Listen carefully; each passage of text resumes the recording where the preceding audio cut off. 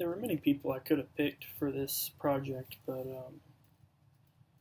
somebody that I've developed a pretty close relationship with throughout my years at UF has been my teacher. And she's not only just my teacher, but she's also been a life coach, a good friend. She teaches leadership workshops throughout the state with big companies. She's teaching leadership classes at UF currently. She's been married for several years. She has a kid. And it's just somebody that I kind of look up to. And,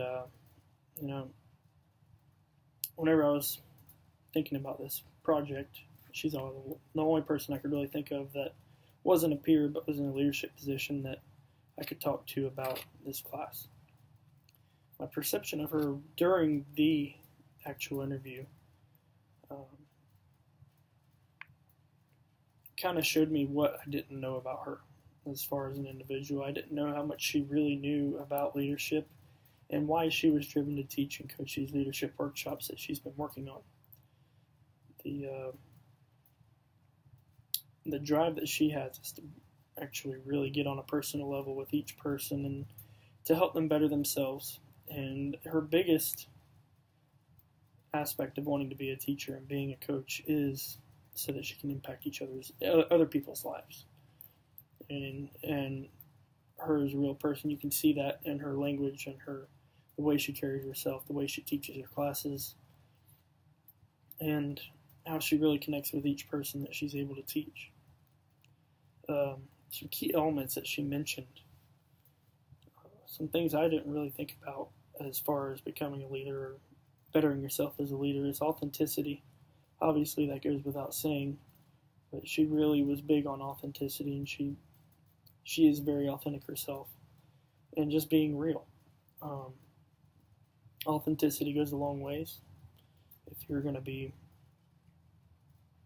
leading people, teaching people, you have to be real with them. You can't be telling them one thing and doing another yourself, or vice versa.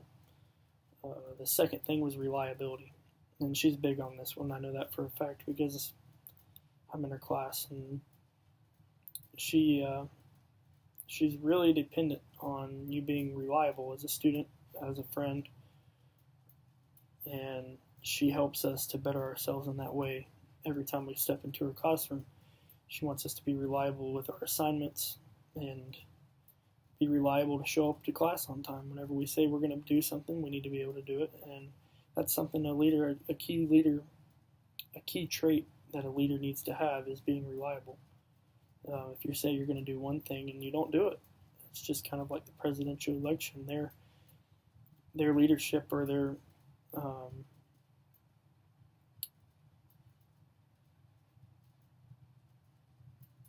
I forgot the word, but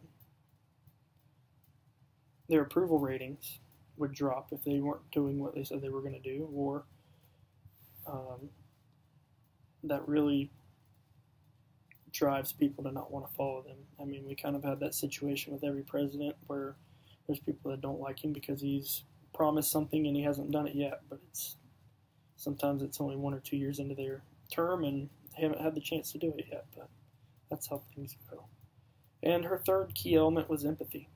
Empathy is something that each leader needs to have. Some people have different levels of empathy towards other people, but being able to understand somebody's feelings or understand what they're going through with their home life, their family, schooling, work, you never know what they're going through.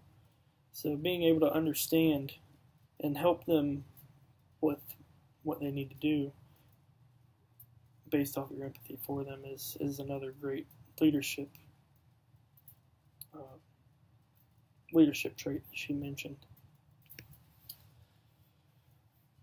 Getting things down to a practical level for me, I'm a manager of an irrigation company, so there's many different ways that she could bring this down to a practical level for me to understand. But she mentioned that me as a leader and a manager of my position, she mentioned that there are good and bad leaders, and how good or bad leadership can affect different situations at my office. Say if I were a bad leader, my income's going to fall.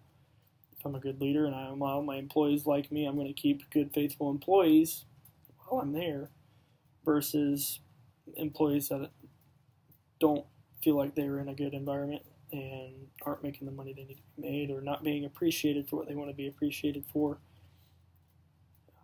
Being able to keep good employees and having them do their job to the best of their ability is really based on who's in charge of them. So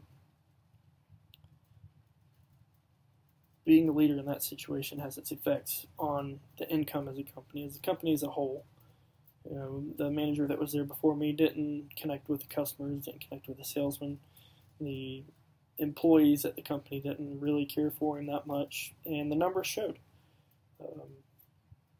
Being able to drive up business, 50%, just because people like you, not because you've done really anything different than the guy did before you. It's just being able to connect with people and keep good employees there. My perception of her after the interview was definitely, I've definitely gained more respect for her as a person, as a leader, and as a teacher. There were things I didn't know about her before this interview that I do know now that really helped me decide what I want to do with my life, and helped me to realize what I needed to do to develop myself as a leader for people at work, for school, being the example that I want to be setting, whether I'm at church or at a barbecue with friends on the weekend, And she's really, like I said before, she's big on the authenticity, and I feel like I am too. So my perception of her has been, I had a good perception of her before, but it's gotten stronger after this interview, because I've been able to connect with her, and she's been able to connect with me and help me out with my leadership skills. And that shows a lot for her as a leader and for what she's trying to do and make an impact in people's lives, and she's definitely done that. So that was our interview. It was a good one. Obviously, there was more to it, but I'm running out of time. So, thank you.